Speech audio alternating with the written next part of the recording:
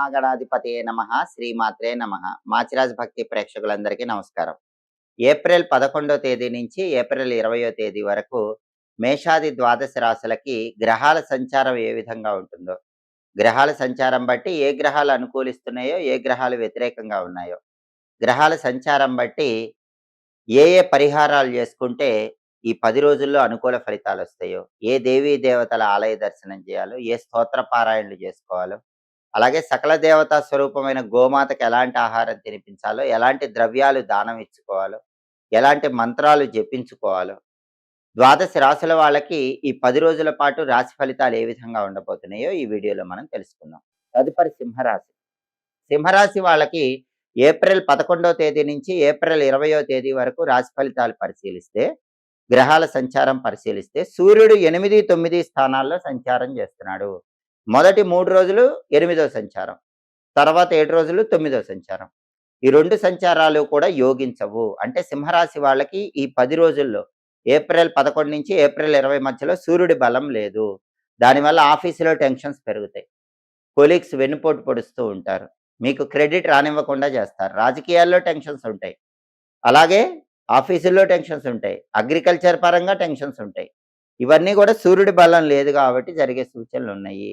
అయితే సూర్యుడు 8వ స్థానంలో మొదటి 3 రోజుల్లో ఉన్నాడు కాబట్టి మొదటి 3 రోజుల్లో మాత్రం ఆరోగ్యపరంగా ప్రత్యేకమైన జాగ్రత్తలు తీసుకోవాలి. కంటికి, గుండెకి సంబంధించిన ఆరోగ్య సమస్యలు రాకుండా చూసుకోవాలి. కాబట్టి ఓం నమో భగవతే శ్రీ సూర్యాయ నమః. మొదటి 3 రోజుల్లో కూడా ఈ మంత్రం 21 సార్లు రోజు చదువుకోండి. సూర్యాష్టకం వినండి. నానబెట్టిన గోధుమలు బెల్లంతో కలిపి ఆవుకు పెట్టండి. కేజీంబావు గోధుమలు ఎర్ర వస్త్రంలో మూటగట్టి బ్రాహ్మణులకు దానం ఇవ్వండి. ఆ తర్వాత 7 రోజుల్లో ఆఫీస్ టెన్షన్స్ ఎక్కువగా ఉంటాయి. అప్పుడు కూడా ఇవే పరిహారాలు చేసుకోండి. అంటే సూర్యుడికి సంబంధించి ఈ పరిహారాలు చేసుకుంటే మొదటి 3 రోజుల్లో వచ్చే హెల్త్ ఇష్యూస్, తర్వాత 7 రోజుల్లో వచ్చే ఆఫీస్ టెన్షన్స్, ఓవరాల్‌గా 10 రోజుల్లో ఆఫీస్ టెన్షన్స్, హెల్త్ ఇష్యూస్, అన్ని రకాలైన ట్రబుల్స్ నుంచి బయటపడటానికి ఈ పరిహారాలు చేసుకుంటే సరిపోతుంది. అలాగే బుధుడు కూడా సింహరాశి వాళ్ళకి 8వ ఇంట్లో ఉన్నాడు.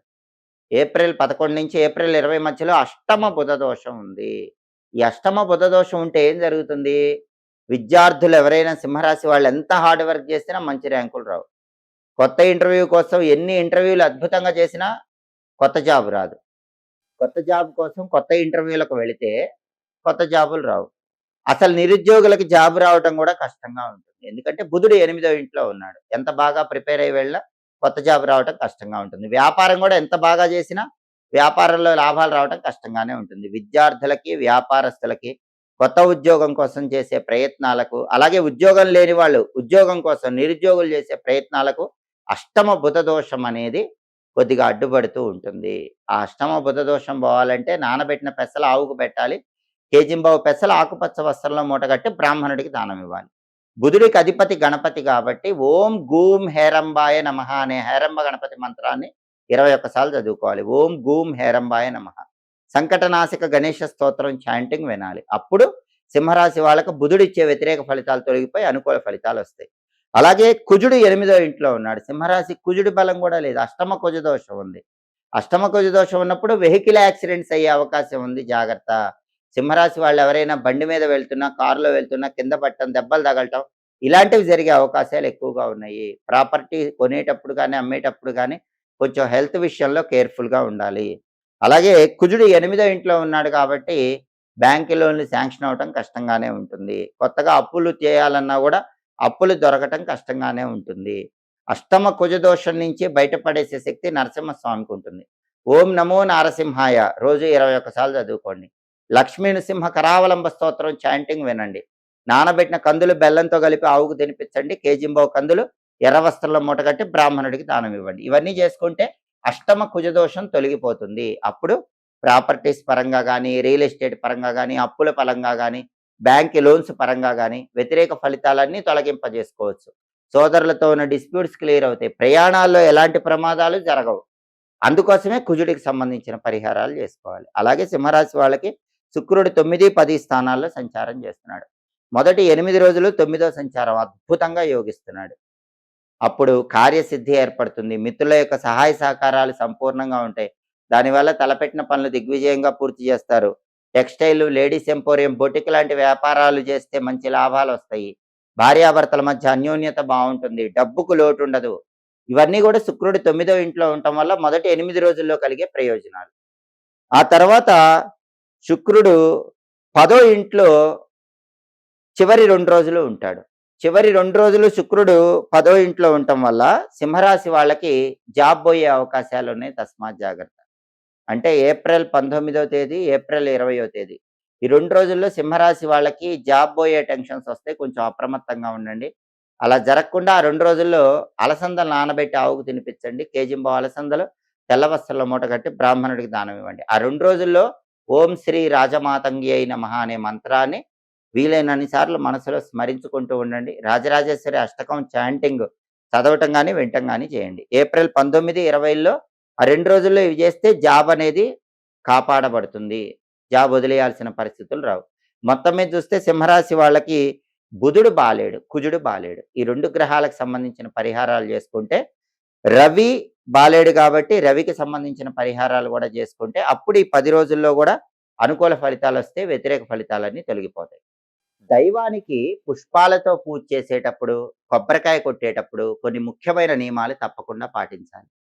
ఎవరైనా సరే మీ ఇష్ట దైవానికి పుష్పాలతో పూజ చేసేటప్పుడు ముందు రోజు కోసిన పుష్పాలతో పూజ చెయ్యకూడదు. ఒకవేళ మీరు బయట ధనమిచ్చి కొన్నట్లయితే ధర్మ మార్గంలో సంపాదించిన ధనంతో కొన్నవైతే ముందు రోజు కొన్న పుష్పాలైనా సరే వాటితో పూజ చేసుకోవచ్చు. కానీ కోసిన పుష్పాలు మాత్రం ఏ రోజు కోసిన పుష్పాలతో ఆ రోజు దైవానికి పూజ చేయాలి. అలాగే పురుగులు కొట్టినవి, రంధ్రాలున్నవి అలాంటి పూలతో దైవానికి పూజ చేయకూడదు. అలాగే రాలిపడిన పుష్పాలతో దైవానికి పూజ చేయకూడదు. బురదంటినవి, మట్టి అంటినవి అలాంటి పుష్పాలతో పూజ చేయకూడదు. ఎడం చేత్తో కోసిన పుష్పాలతో ఎప్పుడూ ఇష్టదైవానికి పూజ చేయకూడదు. అలా చేస్తే పూజ నిష్ఫలమవుతుంది. అలాగే మీరు పూలు కోసేటప్పుడు మీరు ధరించిన వస్త్రంలో దాచిపెట్టి పుష్పాలు తీసుకొస్తే అలాంటి పుష్పాలతో పూజ చేయకూడదు. ప్రత్యేకమైన సంచిలో పుష్పాలు తీసుకొని రావాలి. అంతేగాని పుష్పాలు కోసేటప్పుడు మీరు ధరించిన వస్త్రంలోనే పుష్పాలుంచి తీసుకొస్తే అలాంటి పుష్పాలతో పూజలు చేయకూడదు. అలాగే కొంతమంది మొగ్గలుగా ఉండగానే పూజ చేస్తూ ఉంటారు. మొగ్గలుగా ఉన్నప్పుడు పూజ చేయకూడదు. పువ్వు విచ్చుకున్న తర్వాతే ఆ పుష్పంతో పూజ చేయాలి. కొంతమంది పుష్పాలు చిదిమి రెక్కలతో పూజ చేస్తూ ఉంటారు. అలా కూడా ఎట్టి పరిస్థితుల్లో చేయకూడదు. అంటే పుష్పాలు విడదీసి ఆ రెక్కలతో పూజ చేయటం ఇలాంటివి చేయకూడదు. దైవానికి పూజ చేసేటప్పుడు ఈ నియమాలు పాటించాలి. అలాగే పండ్లు నైవేద్యం సమర్పించేటప్పుడు కూడా పక్వానికి రాని పండ్లు దైవానికి నైవేద్యంగా సమర్పించకూడదు. అలాగే పురుగులు కొట్టినవి, రంధ్రాలున్నవి అలాంటి పండ్లు దైవానికి సమర్పించకూడదు. పుష్ప పూజ చేసేటప్పుడు, పండ్లు నైవేద్యం పెట్టేటప్పుడు ఈ నియమాలు తప్పకుండా పాటించాలి. ఒకసారి పూజ చేసిన పుష్పాలు కడిగి మళ్ళీ పూజకు వినియోగించకూడదు. మారేడు, తులసి ఇవి మాత్రమే ఒకసారి పూజ చేసినా మళ్ళీ కడిగి పూజకు వినియోగించుకోవచ్చు. అలాగే దైవానికి కొబ్బరికాయ కొట్టేటప్పుడు కూడా కొన్ని నియమాలు పాటిస్తే మంచిది. కొబ్బరికాయ కొట్టేటప్పుడు ఒక రాయి దగ్గర పెట్టుకొని ఆ రాయి ఆగ్నేయ కోణం వైపు చూసేలాగా ఉంచుకోవాలి. రాయి ఆగ్నేయం వైపు చూస్తూ ఉండగా కొబ్బరికాయ 9 అంగుళాలు పైకొచ్చేలాగా రాయికి తీసుకొని కొబ్బరికాయ కొట్టాలి. అంటే రాయి నుంచి 9 అంగుళాలు పైకి కొబ్బరికాయ పెట్టి కొడితే మంచిదని ధర్మశాస్త్రాల్లో చెప్పారు. కొబ్బరికాయ కొట్టేటప్పుడు కొబ్బరికాయకి జుట్టు భాగం ఉంటే ఆ జుట్టు భాగాన్ని చేతిలో తప్పకుండా పట్టుకోవాలి. కొంతమంది జుట్టు భాగం పట్టుకోకుండా కొబ్బరికాయ కొడతారు. అలా కొట్టకూడదు. జుట్టు భాగం కూడా చేతిలో పట్టుకొని కొబ్బరికాయ కొట్టాలి. కొబ్బరికాయ కొట్టినప్పుడు సరిగ్గా 2 భాగాలుగా పగలకపోయినా, కుళ్ళిపోయినా కొంతమంది భయపడుతూ ఉంటారు. భయపడాల్సిన అవసరం లేదు. నమఃశివాయ అనే పంచాక్షరి మంత్రాన్ని 21 సార్లు గాని, 11 సార్లు గాని చదువుకుంటే కొబ్బరికాయ కుళ్ళిన దోషం పోతుంది. సరిగ్గా 2 భాగాలు మధ్యకి పగలకపోయినా ఆ దోషం పోతుంది. అలాగే చాలామంది ఏం చేస్తారంటే శివుడికి అభిషేకం చేసేటప్పుడు కొబ్బరికాయ కొట్టి ఆ కొబ్బరికాయ చేతిలో పట్టుకొని ఆ కొబ్బరి నీళ్లతోనే శివుడికి అభిషేకం చేస్తూ ఉంటారు. కొబ్బరికాయ కొట్టి ఆ కొబ్బరికాయ చేతిలో పట్టుకొని ఆ కొబ్బరి నీళ్లతోనే శివుడికి గనక అభిషేకం చేస్తే ఇంకా ఆ కొబ్బరికాయ శివుడికి నైవేద్యానికి పనికిరాదు. అలా కాకుండా మీరు కొబ్బరికాయ కొట్టి శివుడికి అభిషేకం కొబ్బరి నీళ్లతో చేసి నైవేద్యం కూడా ఆ కొబ్బరికాయ శివుడికి సమర్పించాలనుకుంటే కొబ్బరికాయ కొట్టండి. 2 భాగాలు విడదీయండి. ఒక పళ్ళెంలో పెట్టండి. ఆ కొబ్బరి నీళ్లు ఒక గిన్నెలో పోయండి. ఆ నీళ్లతో శివుడికి అభిషేకం చేసి ఆ తర్వాత అభిషేకం పూర్తయ్యాక ఈ 2 కొబ్బరి చిప్పలు శివుడికి నైవేద్యంగా సమర్పించుకోవచ్చు. కాబట్టి కొబ్బరికాయ విషయంలో తప్పకుండా ఈ నియమాలు పాటించండి. పుష్పాల విషయంలో ఈ నియమాలు పాటించండి. దైవానుగ్రహానికి ప్రతి ఒక్కరూ సులభంగా పాత్రులు కండి. ఎప్పటికప్పుడు జ్యోతిష శాస్త్రానికి సంబంధించిన ఆసక్తికరమైన విశేషాంశాలు తెలుసుకోవాలనుకుంటున్నారా? దినఫలాలు, 10 రోజుల ఫలితాలు, మాస ఫలితాలు, సంవత్సర ఫలితాలు తెలుసుకోవాలనుకుంటున్నారా? గ్రహాల సంచారంలో వచ్చే మార్పును బట్టి రాశి ఫలితాలు తెలుసుకోవాలనుకుంటున్నారా? అయితే మాచిరాజ్ భక్తి ఛానల్ తప్పకుండా చూడండి. మా వీడియోస్ మీకు నచ్చినట్లయితే మా ఛానల్ లైక్ చేయండి, కామెంట్ చేయండి. మా ఛానల్ వీడియోస్ 10 మంది మిత్రులకు షేర్ చేయండి. మా ఛానల్ సబ్స్క్రైబ్ చేసుకోండి. పక్కనున్న బెల్ సింబల్ నొక్కటం మాత్రం మర్చిపోకండి. సర్వే జనాః సుఖినో భవంతు. స్వస్తి.